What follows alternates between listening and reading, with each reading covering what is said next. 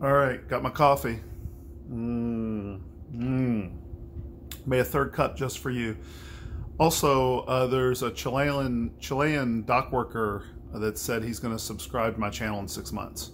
Appreciate it.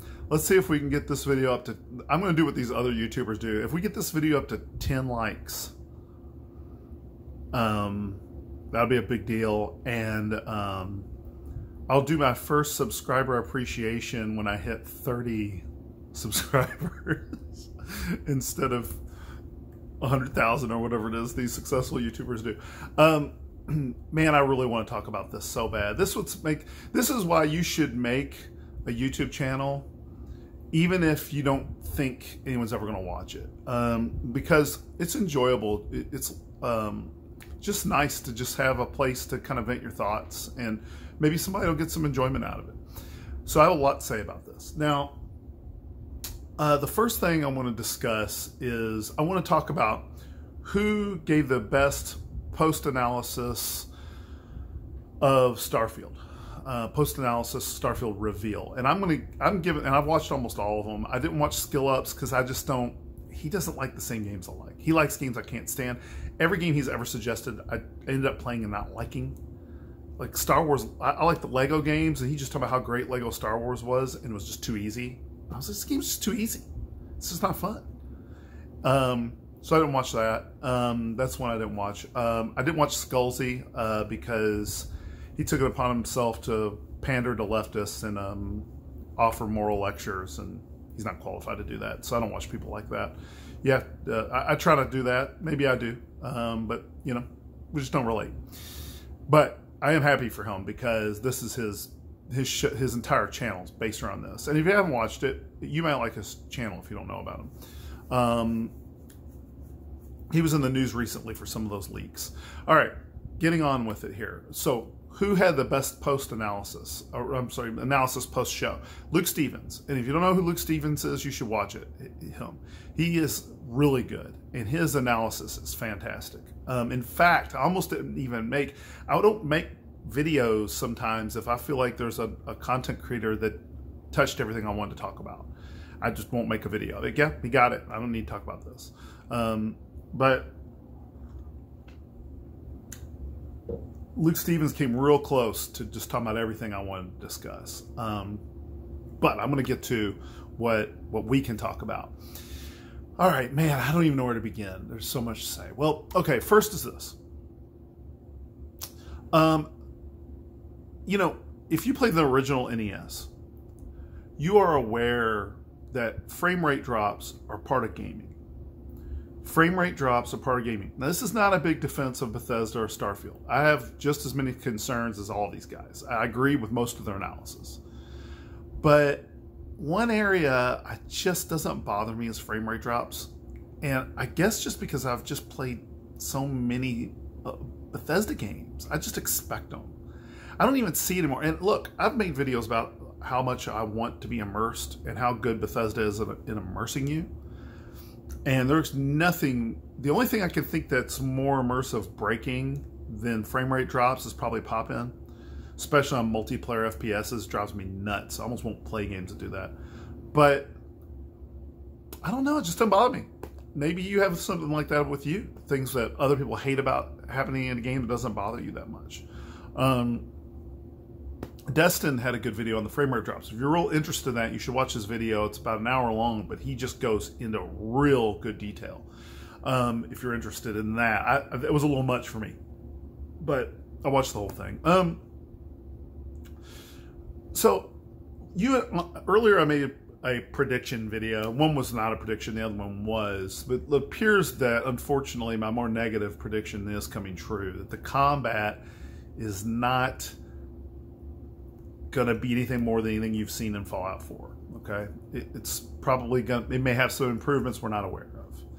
Now, this is going to lead me to two things, all right? Now, mark these down. These are big. These are two things that I don't think anyone else is talking about. They've been touched on just a little bit, but I don't think anyone else is really talking about these things. And I've watched almost everybody that's popular's analysis of this, and I haven't seen anyone discuss this. And that is, while you and I have talked about how I don't think one of my problems with Bethesda's combat is you don't really have to move. And I saw the character hide behind a wall in this trailer and then throw a grenade and then come out before the grenade had exploded. It didn't even kill him. He ran into the, you know, the effect of his grenade and was like, don't need to hide in this game. It's something you do to feel like you're playing combat. And they showed weightless combat, and I was like, you don't really, doesn't really matter. It doesn't matter if you're getting shot or not. So it'll be neat. It's just, there's no good strategic reason to do it. But I've seen something. I could be way off on this, way off. All right, but I could, if I'm right, it's something to be excited about. I think it's possible that ballistics are affected by gravity. I could be wrong, but it's possible. It could just be the combat's this lame, or it could be gravity. When he's shooting ballistic rounds, they appear to go at a speed that's a little strange. And he had jumped early in the video, in the very beginning, he jumps from a very high distance and lands, and he's not hurt. And it looked like it was meant to show you that he's somewhat weightless. And then the ballistic rounds look real slow. And I'm like, maybe there's a reason for that. And my thoughts are this. That means in certain environments, it would be beneficial to use a laser weapon, and in others, melee weapons, and in others, ballistics. That would be markedly different from Fallout. In Fallout, you use pipe guns because you like pipe guns. You use laser guns because you like laser guns. You use ballistics because you like ballistics. There's no real good strategic reason. We know there's some deals with some enemies are more weaker to arm, weaker to certain weapons and all that, but it doesn't really matter if you've played Fallout and you're like me where you just want to do the combat. You don't get into deep analysis about your enemy's defenses. You don't care if they don't have a weakness to a particular weapon. You just kill them with it anyway. That's just the way Bethesda combat is. But in this, you could have good reason, and it's a little bit not as complicated, making it more interesting, to say, oh, I'm on a planet where it's weightless, a little bit more weightless. I'm going to use laser guns on this one, or melee, or something along those lines. So that's pretty cool. All right, now I'm excited to talk to you about this. Let's talk about, well, I'll go into a little story. So there was a game called Starbound. It's a side-scroller, procedurally generated. I played it a long time ago, probably like 10 years ago when it was in early access, or getting close to 10 years. And I remember going, oh, procedural generation doesn't offer new assets. It doesn't procedurally generate assets. It just gives you, it just kind of reformulates the assets. So when No Man's Sky was coming out, I was like, it's not going to be that good, that what this guy's describing, because it's procedurally generated. So I bought it on release on the basis that I thought the exploration looked cool. I was not actually disappointed with No Man's Sky. I was like, yeah, it's about what I expected. It wasn't bad for me. A lot of people were upset. I was like, no, I just know, having played video games this long, this game can't do what he's saying it can do. But when they talk about these 1,000 planets, let's talk about this first. If this is standard, Bethesda is victims of your game being in production too freaking long. Your game has been in production 6-7 years. The industry's passing you by, man. And I love it that gamers have not been fooled by words like phrases like procedural generation. They heard 1,000 planets and was like, no, we already know you can't make that good. And I love it. I love it that it's a lesson to be learned. You probably, I tell you what, you better hope Elder Scrolls 6 comes out in about 3 years, because Valorant's coming out. Is that the name of it? Valorant? It's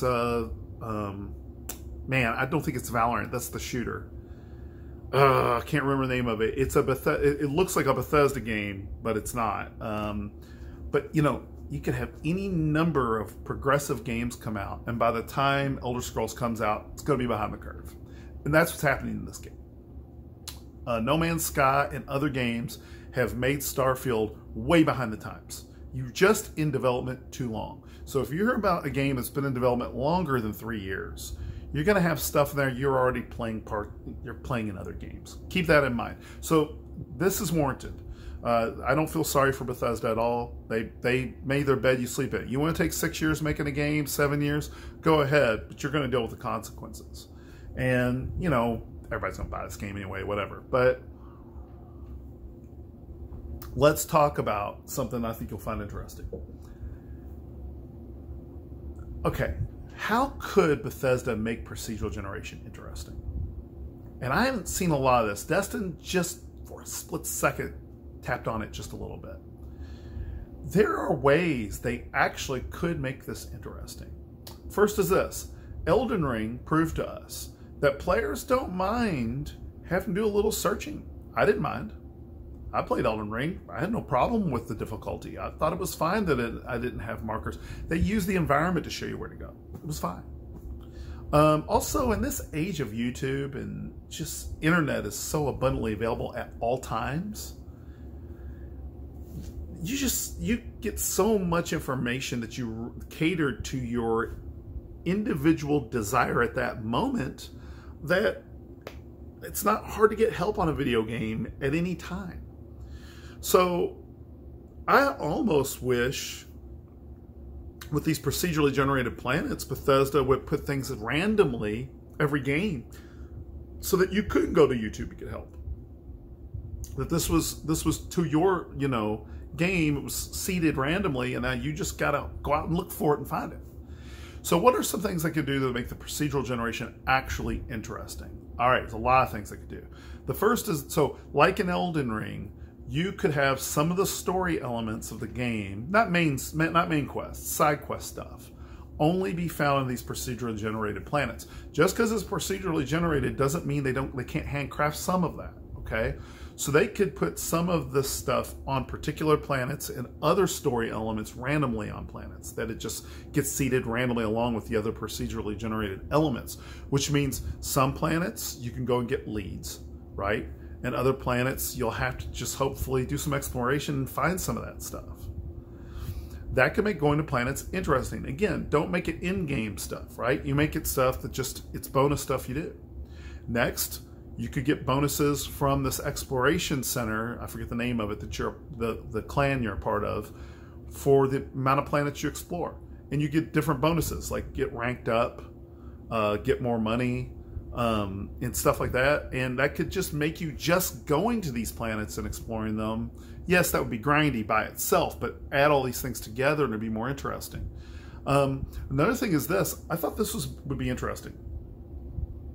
Sort of like the seeded elements.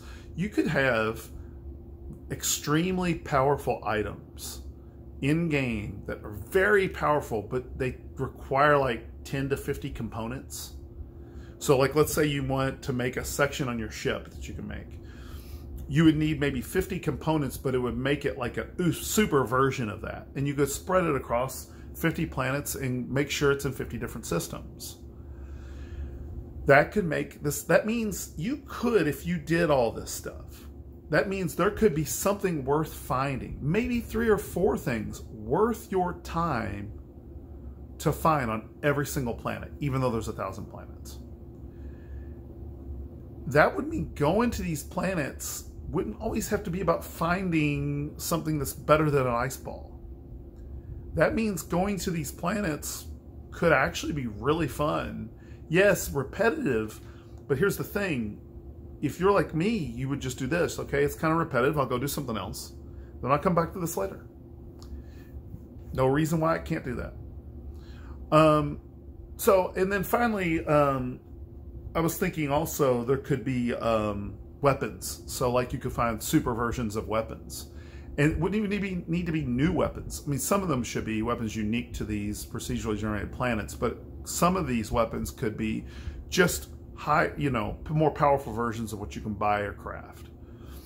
I also thought about if you're crafting components, if you found certain there could be certain planets where you get way more crafting components, like smelted ore, something like that, off of a off of a very unique element only found on one procedurally generated planet, so that you could. So let's say, let me give you an example of this. I'm going to wrap it up here. So let's say you need smelted ore, right? So you find, I don't know, titanium, and that creates 50 smelted ore. But then you can find, you know, titanium 6 on this one planet. And it's the only planet of the procedurally generated planets that gives that. But when you smelt that, it makes 1,000 ore, right? And then there's adamantium, you know, whatever, you know, and you can find that. You put all that stuff together, and they could be found on any of these planets. You're talking multiple things on all these planets that could be worth your time finding. And I think that would be fine. I think that would make this completely enjoyable. I'm not defending them on this. They're behind the curve. There's no doubt about it. But I think that there's a lot of good reasons to still be excited about what this game could be. Especially if your expectations that this is a Bethesda game. I will say this as a final kind of negative. As you know, I'm going to continue to defend the engine. I have no issues with the engine. I think it does some things. Bethesda storytelling, by the way, this is something people aren't talking about. They have a way of making, when you encounter a story element, the way you're playing the game makes you feel that story more. I'll give you an example. In Cyberpunk, you felt like the story was just taking place no matter what you did, right? Not a knock on Cyberpunk, but just kind of the way it is. But think about Skyrim, or think about Oblivion, think about the Dark Brotherhood. That story element, those story elements felt like they accompanied what you were overall doing, rather than now it's time to do this. It felt like a part of what your character was becoming, a part of the experience. Whereas a Cyberpunk, it felt like you were unlocking the next thing. Okay, and that's another compliment to Bethesda. But that said, I have to say, man, this game looks dated. It just looks dated. I think it's because I remember a guy did an article. I'm sorry, I was going to wrap this up a minute ago, but if you're still with me, maybe you're enjoying this. There was a guy who did an article weeks after Fallout 4, and he said something. I remember shaking my head, going, "No, no, no, no, no." And then I thought about it. I thought he might be right. He said Fallout needs a break, a long, long break. And I was like, "Nah," he was right. And then they did Fallout 76, and that guy was still right. And I do think it's because they're not progressing in their ideas. A lot of people are blaming the engine. It's not the engine. It's them. They still think that going to back to the shed on these old ideas are just going to perpetually be interesting. And they're just not. There's a shelf life to these things. I do think this game's going to be good, but I bet money. So another prediction here, right? Again, don't trust anybody that puts too much salt in their own predictions. So take it with a grain of salt. But here's this. Don't be surprised if 6 or 7 hours into this game, you're going, okay, I'm going to enjoy this, but I'm not going to play this for 1,000 hours. Because you probably won't. I can just tell. You're probably going to play this main story mission. You might get 100, maybe 200, maybe 300 hours, but you're going to have your full pretty fast because they're going back to some old ideas and they're just going to keep them going. They're fun. They're interesting. I keep going back to Fallout 4 because I like Bethesda games. I keep going back to Skyrim because I like Bethesda games, but there's only so much of that we can do. All right. Like, subscribe. See ya.